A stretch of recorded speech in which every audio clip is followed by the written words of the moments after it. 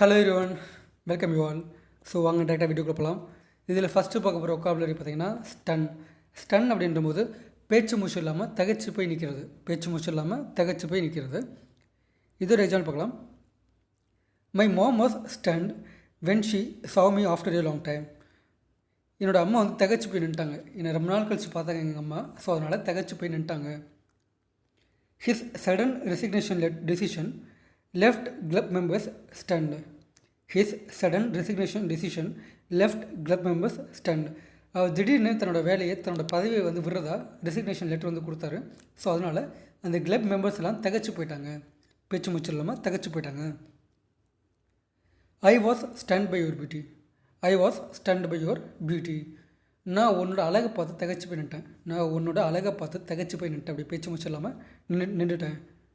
அந்த நெக்ஸ்ட் ஒன்று பார்த்தீங்கன்னா சக் அப்படின்றபோது உறிஞ்சுதல் அப்படின்னு உறிஞ்சுதல். ஓகேங்களா? It sucks my energy. இது என்னோடய எனர்ஜியை உறிஞ்சுது. நீங்கள் செய்கிற வேலையாக இருக்கலாம், இல்லைன்னா நீங்கள் வெளியே வெயிலில் போனீங்கன்னா வெயிலில் போயிட்டு இருக்கும்போது நீங்கள் சொல்லலாம் it sucks my energy. Hot sun sucks my energy. இந்த வெயில் வந்து இந்த சன் வந்து என்னோடய எனர்ஜியை உறிஞ்சுது அப்படி சொல்லலாம். Please don't chuck my energy. இது தமிழில் எப்படி சொல்லுவோம் பார்த்தீங்கன்னா, என் உயிரை வாங்காத அப்படி சொல்லுவோம் இல்லையா? என் உயிரை வாங்காத அப்படின்னு புழக்கத்தில் உள்ள ஒரு வார்த்தை.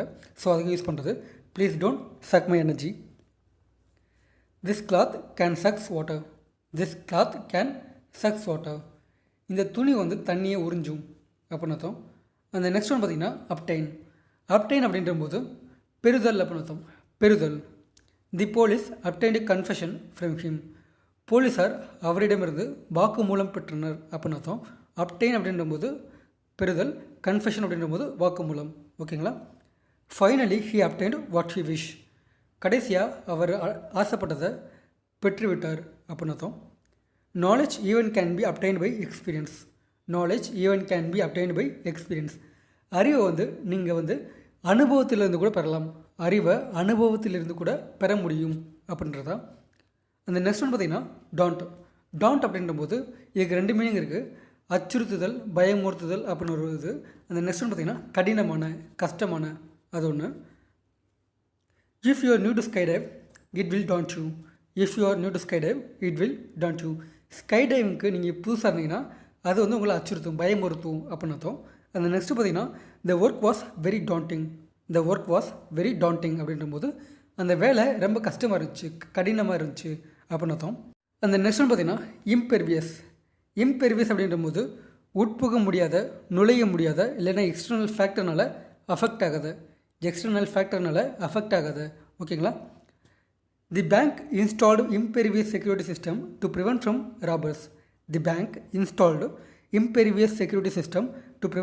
ராபர்ஸ். அந்த பேங்க் வந்து யாராலையும் உட்புக முடியாத, நுழைய முடியாத அளவுக்கு செக்யூரிட்டி சிஸ்டம் வந்து இன்ஸ்டால் பண்ணாங்க. எதனால் அப்படின்னா அதாவது திருடங்கிட்ட இருந்து தப்பிக்கிறதுக்காண்டி இன்ஸ்டால் பண்ணாங்க அப்படின்னு அர்த்தம். It is impervious to rust. இந்த மெட்டல் சொல்லலாம், இல்லைன்னா இந்த this machine impervious to rust அப்படி சொல்லலாம். ஓகேங்களா? இந்த மிஷின் வந்து இல்லைன்னா இந்த ஒரு பொருள் வந்து ரஸ்ட்டை துருப்பிடிக்காது.